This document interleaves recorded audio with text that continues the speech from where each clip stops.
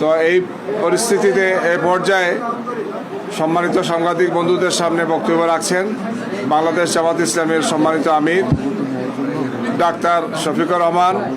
এখানে উপস্থিত আছেন বাংলাদেশ খেলাফত মজলিসের সম্মানিত আমির জনাব মাওলানা মামুনুল হক, এনসিপির সম্মানিত আহ্বায়ক জনাব নাহিদ ইসলাম সহ আমাদের অন্যান্য শীর্ষ নেতৃবৃন্দ এখানে উপস্থিত আছেন। এ পর্যায়ে আপনাদের সামনে বক্তব্য রাখছেন বাংলাদেশ জামাত ইসলামের সম্মানিত আমির ডাক্তার শফিকুর রহমান। আসসালামু আলাইকুম রহমতুল্লাহ। সবাইকে মধ্যরাতের শুভেচ্ছা। কেমন আছেন সবাই? আলহামদুলিল্লাহ। আমরা আপনাদের মাধ্যমে প্রিয় দেশবাসীকে প্রথমে ধন্যবাদ জানাই যে দীর্ঘদিন পরে দেশের মানুষ দুইটা নির্বাচনে একই দিনে অংশগ্রহণ করেছে, একটি গণভোট আর একটা সরকার গঠনের জন্য ভোট। তা আমরা যতদূর জানতে পেরেছি সংস্কারের জন্য যে গণভোট ছিল সেই গণভোটের পক্ষে হা ভোট বেশি পড়েছে। এই জন্য আমরা দেশবাসীকে আন্তরিক মোবারকবাদ জানাই। যদিও অফিসিয়ালি এটা ডিক্লেয়ার করা হয় নাই, শেষ পর্যন্ত কি হয় সেটা আমরা দেখার অপেক্ষায় আছি। আর সরকার গঠনের জন্য যে নির্বাচন হয়েছে সেখানে মূল প্রতিদ্বন্দ্বিতা ছিল মূলত দুইটা জোটের মাঝেই বলতে হবে। আমরা অংশগ্রহণ করেছি। নির্বাচনের প্রক্রিয়া যখন শুরু হয়েছে তখন থেকে শুরু করে আমরা আমাদের কার্যক্রম চালিয়েছি। আমাদের যারা প্রতিদ্বন্দ্বী ছিলেন তারা তাদের কার্যক্রম চালিয়েছে। স্বাভাবিক একটা নির্বাচন যখন হবে সবাই জিতবে না, কেউ জিতবে কেউ হারবে, এটাই গণতন্ত্রের সৌন্দর্য। আমাদের দেশে কিছু সংস্কৃতি আছে, আমরা এই সংস্কৃতিকে পাল্টানোর পক্ষে। তবে আমাদের কিছু অবজারভেশন আছে, সেই অবজারভেশনগুলো আমরা জাতির সামনে তুলে ধরার পক্ষে, যাতে ভবিষ্যতে একই অন্যায়ের বা সীমালঙ্ঘনের পুনরাবৃত্তি না ঘটে। বেশ কিছু ঘটনা ঘটেছে, আমরা এগুলা কম্পাইল করছি। আমরা আমাদের পরিসরে আবার বসবো। আজকে তো এই পরিসরে আমাদের বিস্তারিত আলোচনার সুযোগ ছিল না, কারণ এখন পর্যন্ত বেশ কিছু আসনে আমাদের জানা মতো আমরা এগিয়ে আছি এবং গণনাও কমপ্লিট। কিন্তু স্থানীয়ভাবে যারা রিটার্নিং অফিসার আছেন তারা ঘোষণা দিচ্ছেন না, ঝুলিয়ে রেখেছেন। তা আমরা বুঝতে পারছি না এটা কেন। মাঝখানে আবার ওয়েবসাইটে হঠাৎ করে দেখা গেল যে কে কতটা আসন পেয়েছে সেইটা দেওয়া হলো, মাঝখান থেকে উদাও হয়ে গেল, আবার নাই। আমাদের লোকদেরকে বসিয়ে রাখা হলো দীর্ঘ সময়। এই একটু আগে ওনারা একদম প্রথম পর্যায়ে 10টা 12টা কেন্দ্রের যে ফলাফল সেগুলা ঘোষণা করা শুরু করেছে, সেটা আবার বেসরকারি। তা আমরা সব মিলেই এখন আপনাদের সামনে পূর্ণাঙ্গ কোনো বক্তব্য দিতে পারছি না বলে আমরা দুঃখিত। আমরা দিব ইনশাল্লাহ। আমরা আবার বসবো, আমাদের মধ্যে আমরা এগুলা নিয়ে বিশ্লেষণ করব। আমাদেরও কোনো ত্রুটি ঘাটতি থাকে সেটাও আমরা দেখব। আবার যদি সামগ্রিক কোনো বড় ত্রুটি ঘাটতি হয় তাকে সেটাও আমরা আনবো। আমরা আগেই বলেছি ছোটোখাটো কোনো বিষয় নিয়ে আমরা টানাটানি করব না এবং পুরানা রাজনীতির সংস্কৃতিতে আমরা ফিরে যেতে চাই না। আমরা ইতিবাচক ধারার রাজনীতি করতে চাই। রাজনীতি যদি দেশের মানুষের জন্য হয় তাহলে যারা রাজনীতি করবেন তাদেরকে এই কথা মেনে নিতে হবে যে পাশ করার গ্যারান্টি নিয়ে কোনো নির্বাচনও হয় না, কোনো রাজনীতি হয় না। আপনি যাবেন মানুষের কাছে আপনার বক্তব্য নিয়ে, মানুষ যেভাবে গ্রহণ করবে, যতটুকু গ্রহণ করবে তাকে আপনার অভিনন্দন জানানো উচিত। আমরা দেশবাসীকে যতটুকুই তারা আমাদেরকে সহযোগিতা করেছেন এর জন্য আমরা গভীর কৃতজ্ঞতা এবং অভিনন্দন জানাই। আর আমরা আশা করছি যে খুব দ্রুতই সরকার তার অফিসিয়াল রেজাল্ট পাবলিশ করার সাথে সাথে আমরা আবার আপনাদেরকে কষ্ট দেব। তখন আমরা আমাদের চূড়ান্ত দৃষ্টিভঙ্গি জাতিকেও জানিয়ে দিব, আপনাদেরকেও জানিয়ে দিব। তবে আপনারা আশ্বস্ত থাকতে পারেন যে আমাদের দৃষ্টিভঙ্গি হবে ইতিবাচক ধারার রাজনীতি, কল্যাণ ধারার রাজনীতি, মানুষের জন্য রাজনীতি, দলের জন্য রাজনীতি নয়। আমরা বিরোধিতার জন্য বিরোধিতা, ওই রাজনীতি আমরা করব না। আমরা কোরআনের একটা মূলনীতি আছে, তাওয়ানু আলাল বিররি ওয়াত তাকওয়া ওয়ালা তাওয়ানু আলাল ইসমি ওয়াল উদওয়ান, যে তোমরা ভালো কাজে সহযোগিতা করো, আর কাজটা যদি মন্দ হয়, অকল্যাণকর হয়, তাহলে তোমরা তার বিরোধিতা করো অথবা তোমরা সহযোগিতা থেকে বিরত থাকো। আমাদের মূলনীতি মূলত ওটাই হবে, ভালো কাজে সহযোগিতা থাকবে, মন্দ কাজ যেটা সেটা স্বাভাবিকভাবেই জনগণের অধিকার রক্ষার জন্য আমাদেরকে কথা বলতে হবে।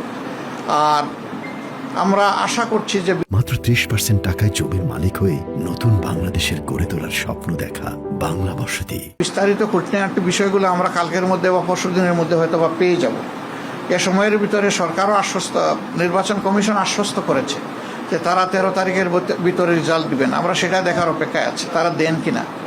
যদি দিয়ে থাকেন ভালো, না দিয়ে থাকলে আমরা সঙ্গত সীমা পর্যন্ত অপেক্ষা করব। কিন্তু এই যে কিছু আসনে ইঁদুর বিড়াল খেলা, এমনকি ঢাকা 8 আসন এখনও ঝুলে থাকবে কেন, সেখানে কি হচ্ছে এটা আপনারা সাংবাদিকরা জানেন। এই বিষয়গুলো কিন্তু সুস্থ দ্বারা রাজনীতির পরিচয় বহন করে না, এগুলো অসুস্থ দ্বারা রাজনীতি। তো সেই বিষয়গুলো আমরা বিবেচনায় নিব, জাতিকে আমরা যতটুকু জানানো দরকার মনে করব জানাবো, যাতে ভবিষ্যতে একই মন্দ কাজের চর্চা অথবা ধারাবাহিকতা না থাকে। আপনাদেরকে ধন্যবাদ সবাইকে, কষ্ট করে আপনারা এসেছেন। আমরা একসাথেই কাজ করব, আপনাদের সাথে আমরা আছি, আমাদের সাথে আপনারা থাকবেন, দেশবাসীর সাথে আমরা সবাই থাকবো। সবাইকে ধন্যবাদ। আসসালামু আলাইকুম। এখন পর্যন্ত আপনারা কতটি আসনের খবর পেয়েছেন যে আপনারা জয়ী হয়েছেন?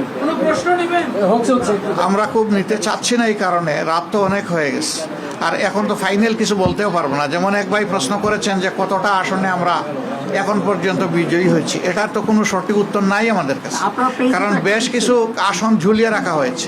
আমরা নিশ্চিত আমাদের বুথ ফেরত যে সিট এসেছে আমাদের কাছে, সাইন করা সিট, সেখানে আমরা দেখতেছি যে আমরা এগিয়ে আছি। কিন্তু এইটা নিয়েও ওখানে লোকালি বিভিন্ন তালবাহানা করা হচ্ছে, বলা হচ্ছে যে পোস্টাল ব্যালট মিলেই একটু দেখতে হবে, আর একটু এই আছে ওই আছে, এই ওইটা কি, এটা আমরা বুঝতে পারছি না সব জায়গায়। ওইর বাইরে এসে আমাদেরকে একটা ক্লিয়ার মেসেজ দিলেই আমরা তখন বলতে পারবো যে আমাদের অবস্থানটা কি। আপনারা কি কোনো কারচুপির আশঙ্কা করছেন বা সন্দেহ করছেন কিনা? ইঞ্জিনিয়ারিং অনেক কিছু তো হয়েছে, অনেক কিছু হয়েছে, কিন্তু এখনই আমরা এই ব্যাপারে কোনো কিছু বলতে চাচ্ছি না।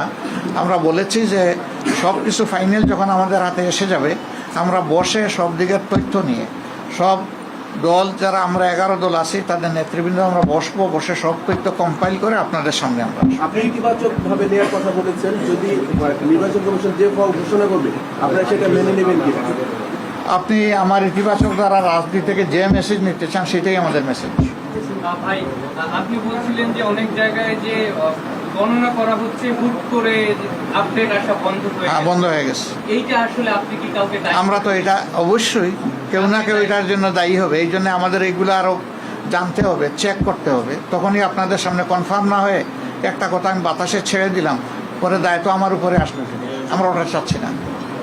পেজে আমরা একটা আচ্ছা, পেজে যে ফলাফলটা আসতেছে এইটা আসলে কতটুকু? কোন পেজে? এইটা আমরা যা পেয়েছি তা বলতেছি। এখন এইটা তার ভিত্তিতে ফলাফল এটা চূড়ান্ত এটা বলা যাবে না, এটা জাস্ট একটা আপডেট, আর কিছু না। নাহিদ ভাইয়ের ব্যাপারে কি কোনো আপডেট এসেছে? যদিও হ্যাঁ?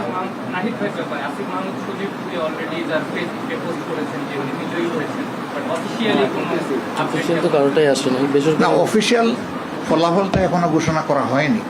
এখন রিটার্নিং অফিসাররা যেটা করতেছেন এটা কিন্তু অফিসিয়াল না, অফিসিয়াল হবে যখন গেজেট আকারে প্রকাশ হবে।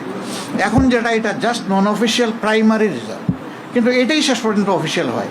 তো সেটা হয়েছে কি কেন্দ্র থেকে যে তথ্য আসছে সেই অনুযায়ী আমরা বলেছি। কিন্তু আপনারা পরবর্তীতে যে আসলে মতামত দিবেন সেই সময়ে যদি মানে অনেকগুলো আপনাদের সাথে অসঙ্গতি থাকে, তখন কি বলে আদৌ কি কোনো লাভ হবে কিনা? মানে আপনারা এই ধরনের লাভ লসের ব্যাপার না, আমরা তো সত্যটা তুলে ধরবো, এবং তখন ওনাদের ফল ঘোষণাই কিন্তু চূড়ান্ত হবে না, তখন আমাদেরকে অন্য দায়িত্ব আমাদের উপর পড়ে যাবে, ওইটা আমাদেরকে করতে হবে। তো আমরা চাই না এটা, আমরা চাই জনগণের রায়ে যেটাই হোক এটা যেন সঠিকভাবে আমাদের সামনে আসে। আমি যেমন ওইটাই বলছি যে আপনারা তো ধরেন বলতেছেন যে সব কিছুর পরে আপনারা জানাবেন, কিন্তু এখন যেসব কেন্দ্রগুলোতে আপনারা আপনাদের তথ্য অনুযায়ী আগানো আছেন, কিন্তু সেইগুলো নানা কারণে ফল ঘোষণা করতে বিলম্ব হচ্ছে, সেই ব্যাপারে আপনারা কার্যকর কি পদক্ষেপ ঘোষণা দিয়ে দিলে তো আসলে না, আমরা তো তাদের সাথে যোগাযোগ রাখছি, সংশ্লিষ্ট লেভেলে রিটার্নিং অফিসার যারা ওখানে আমাদের লোকরা বসা আছে, যে আপনি রেজাল্ট দিবেন না কেন, রেজাল্টের শিট আপনার হাতে এসে গেছে, আপনি কেন এটা পেন্ডিং রাখবেন? তো এই জিনিসটাই তো বলছিলাম যে ওই চলতেছে, ওইটা আমরা সমাধান চাই, এটা সমাধানের পরে ইনশাল্লাহ আমরা দেখব। থ্যাংক ইউ সবাইকে। কিছু বলবেন নন ভাই? এখানে আমাদের বাংলাদেশ খেলাফত মজলিসের আমিরে মজলিস জনাব আল্লামা মামুনুল হক সাহেব আছেন, তারপরে জাকবার ভাইস প্রেসিডেন্ট আছেন, এনসিপির আহ্বায়ক নাহিদ ইসলাম আছেন, তারপরে এখানে লেবার পার্টির চেয়ারম্যান মুস্তাফিজুর রহমান ইরান আছেন, আর কি কেউ আছেন? আচ্ছা, আমরা বাকিরা সবাই আছি। তো সবাইকে ধন্যবাদ, আসসালামু আলাইকুম। ইনশাল্লাহ আমাদের মুখে হাসি দেখবেন, আপনাদের মুখেও যেন হাসি থাকে ইনশাল্লাহ। আমরা জানবেন, আপনাদেরকে জানাবো, আমরা জেগে আছি আপনাদের জন্য। ইনশাল্লাহ। ফি আমানিল্লাহ, আসসালামু আলাইকুম। দেশের জন্য আছি।